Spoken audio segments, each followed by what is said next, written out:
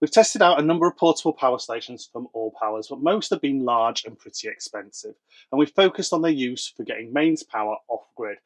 One area we've neglected is those people that don't need mains power or are more frugal with their energy usage, but still want an easy way to keep a range of devices topped up and be as self-sufficient as possible when off-grid. Well, that's where the AllPowers S300 Plus with solar panel come in. So keep watching to see what this small but powerful power station can do for you. Don't forget to check out our other videos on everything campervan and motorhome related, from solar to water, heating to gadgets, tyres to trips. If you like this video, please do hit the thumbs up, it really does help me to know what you like, and you can ask any questions or give feedback in the comments. If you want to make sure you don't miss any of our future videos, please hit the subscribe button, and clicking the bell will give you a notification when a new video goes live. Finally, if you do decide to hit the thumbs down, it would be great if you could also leave a comment so I'd know what you didn't like. Don't be misled by the size and weight of the S300 Plus. It's got a stated capacity of 288 watt hours, and that's the equivalent of around 10 of these USB power packs. Plus, it packs in solar mains and 12 volt recharging, a 300 watt mains inverter, 12 volt outlets, a range of USB outlets, and a wireless charging pad. Plus, just like its larger relatives, it can be monitored and controlled by Bluetooth from the AllPowers app. And with its built-in LED light, you won't be left in the dark. Let's face it, we're not going to be cooking dinner with it, but having all those options means you're going to be able to recharge pretty much any device and run low-powered mains appliances.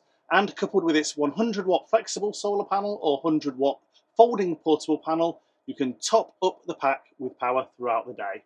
We're going to try out all the features and see how it performs in the real world, so let's get on with it.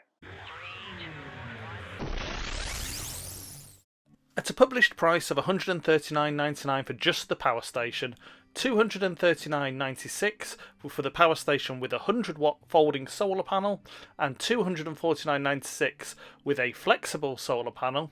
Plus, you can get further discount using our offer code in the video description. This AllPowers kit is one for the budget conscious, for charging and powering smaller items when off-grid.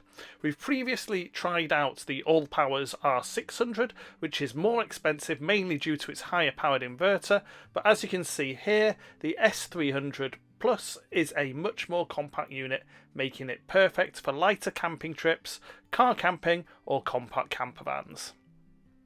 So let's take a look at what you can do with the S300 Plus. First, we've got that wireless charging pad, then two USB-A sockets and a USB-C socket. The USB-C socket is rated to 100 watts, which makes it capable of running our Starlink Mini via a 20 volt USB-C lead. If Starlink is too much for you, you could also power a 4G router with the 100 watt 12 volt outlet, which is also useful for those devices that don't charge from USB. The 300 watt 240 volt inverter, whilst relatively low powered, is perfect for topping up any items that need mains power. And having said we won't be cooking anything on it, later you'll see us try out this 300 watt mini kettle to boil some water. If you like outdoor movies and your projector isn't 12 volts, you can use the S300 to power a mains powered projector, and it's also easily capable of powering even a 50-inch TV. And that camping essential of an LED light has two brightness settings as well as an SOS function, so you won't be left in the dark. So with all those connections you can recharge almost anything.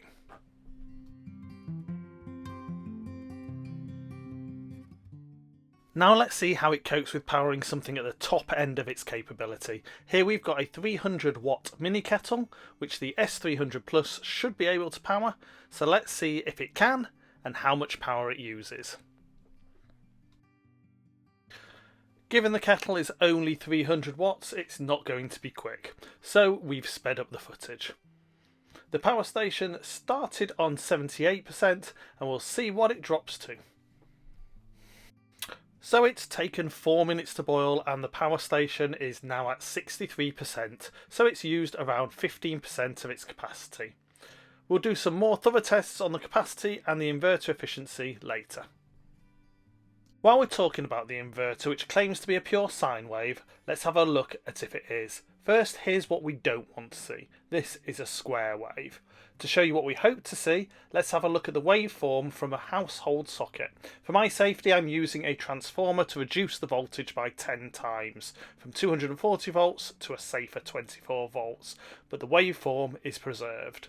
You can see that nice smooth sinusoidal wave. And now on the S300 Plus inverter, we can see that same wave. We'll compare the stats between the household main socket and the inverter. As you can see, the waveform, the cycle and the frequency are all comparable with the home main socket, which is great to see. When it comes to recharging the S300 Plus, obviously the first option is the solar panel if you bought a kit. We've got the 100 watt flexible panel, and even on a hazy winter's day you can see it's putting in around 78 watts, which is great performance. You can also charge the S300 Plus from 240 volt mains, which it does at around 200 watts, meaning it will charge from empty in around an hour and a half. Using an optional XT60 lead, you can also recharge it from 12 volts, as you can see here, at around 100 watts. So now let's take a look at the amount of energy the S300 stores. First, we're going to try using the 240 volt inverter with a lower load of around 60 watts. We'll be running the load from a full power pack to empty, and we'll see exactly how much energy it provides. So we've measured 197 watt hours. Now we'll do the same with the higher load of 240 volts at 300 watts. To do this, we had to boil the kettle around 6 times, and we measured an energy output of 205 watt hours. Now we're going to try it with the 12 volt output, and to do this we're going to use the S300 Plus to charge the R600. And we'll measure the capacity through this Coulomb meter, which showed the total energy out was 232 watt hours. And for our last discharge test, we'll use the USB-C output powering our Starlink Mini at 20 volts.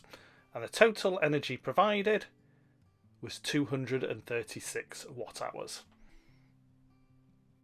Right, now we're going to do a charging test and see how much power it takes to charge up the S300 Plus. We're using 240 volt mains, and it's taken 318 watt hours to charge it from empty to full.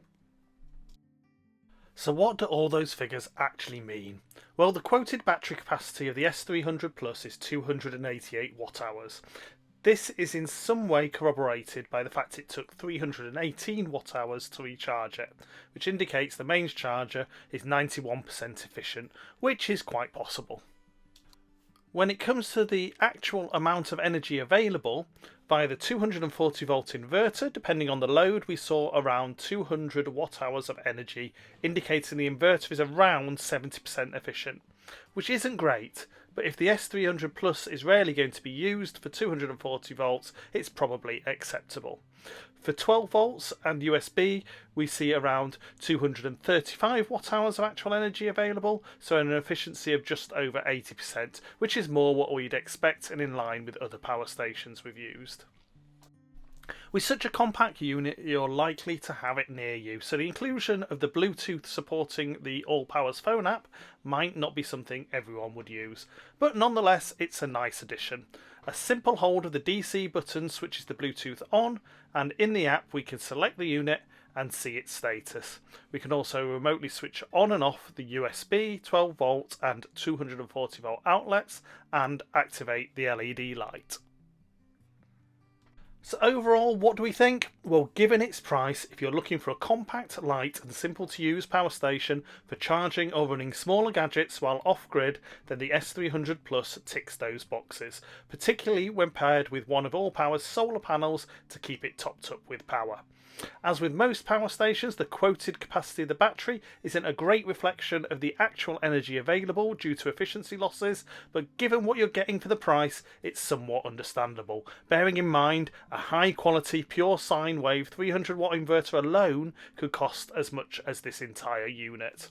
If you think you'll need a bit more powerful inverter, then you may want to consider the extra cost of the R600 model with its 600 watt inverter, which you can see our review of in the video linked here and in the video notes.